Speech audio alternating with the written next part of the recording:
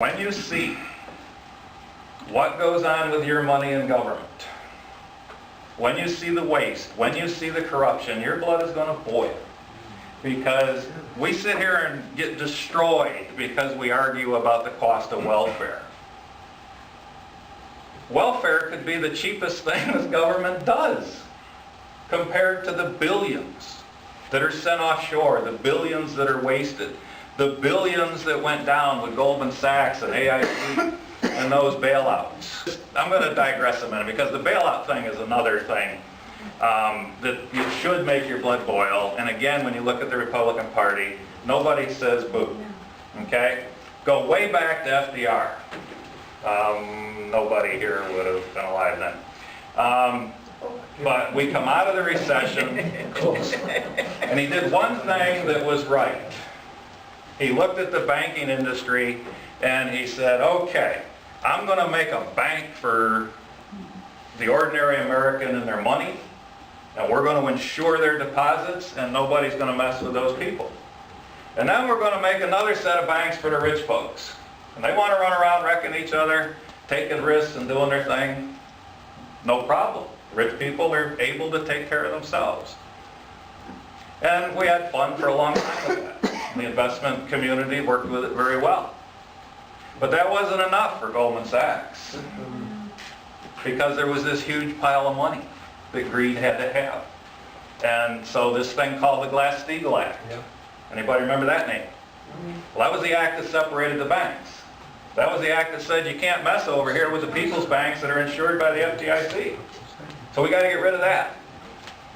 Took them 3 presidents, but Clinton finally delivered. With Rubin, I believe, as his secretary. But that was a long-term, we got to get rid of the Glass-Steagall Act and we can really make hay. So you get rid of that, and we had a total meltdown. Why? Because the one side got a hold of the poor people's money, and the whole thing went in the crapper.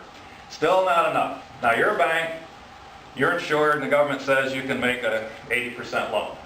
So you're going to buy a $100,000 house, 20% down, we'll give you the loan, works great.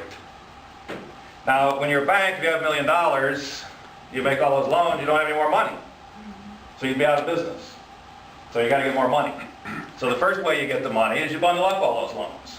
And you call it a security now. Now it's a bond. And you go over to Europe and say, hey guys, you don't have investments like this. Buy these bonds. And they go, yeah, those are cool. They cash flow, love it. Going along, but we need to make more money. And we've made all the loans we can with 80% down. It's not enough. These minorities can't get 20% down loans. Got to help the minorities. Let's go to 90% loan to value. So they bundled up and they go over to Europe. And Europe goes, 80 was good, 90, and inflation, 2 years we'll be at 80. We'll do it. But we want another percent. Okay. Now we're done with that. We've made all of those loans we can. Minorities are still having trouble. They just can't get their loans. So we need to make 100%, no money down.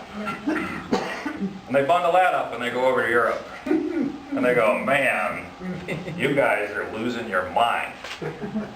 But take 5% off the price and we're willing to look at it. So you can price in that risk. So we're going there. Now, the last piece of the puzzle, and this is where you got to follow along. We still want to do more. Well, the minorities, they're still not getting these loans, and the only way they can get these loans if we have these ninja loans. No income, no job. Stated income, they were called. But in the industry, they were called ninja loans. No income, no job. So you just say you make enough to pay for the loan. Yeah. Right. And now, we bundle those up and we go over to Europe. And Europe goes, not a prayer. Get out of here, you've gone too far. So we go back to Barney and go, Barney, Europe won't take the loans. And he goes, it's all right, go over to AIG and get them to insure the loan. It's the business AIG is in, risk management insurance. So they go over to AIG and they go, man, look at these loans, you got to insure them. And they go, you're out of your mind. Absolutely out of your mind.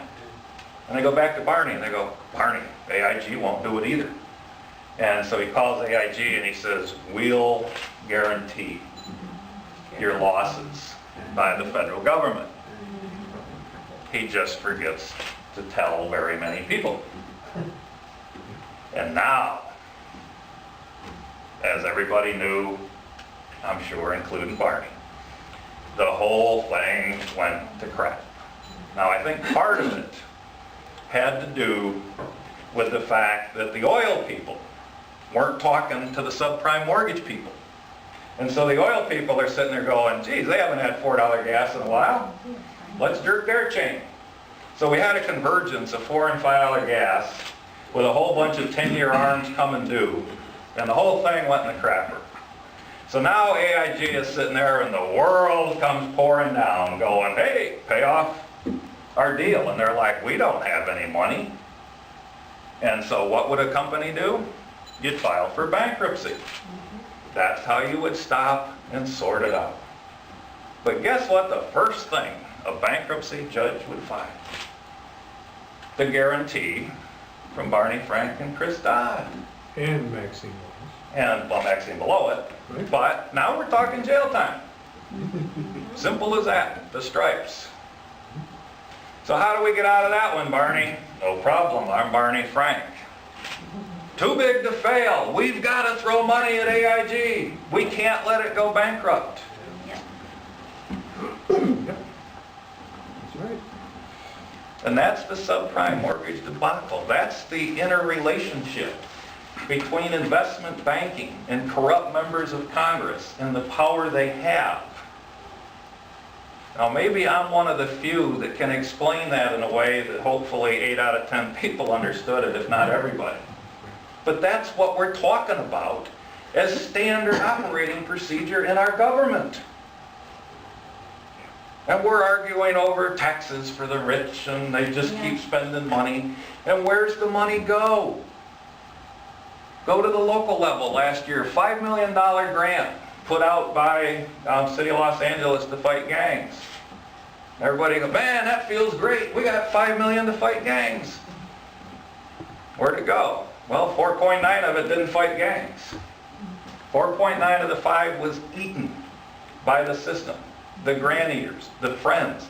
These grants, these policies, these budgets, just go to your friends. It's just an absolute pillage of our treasury.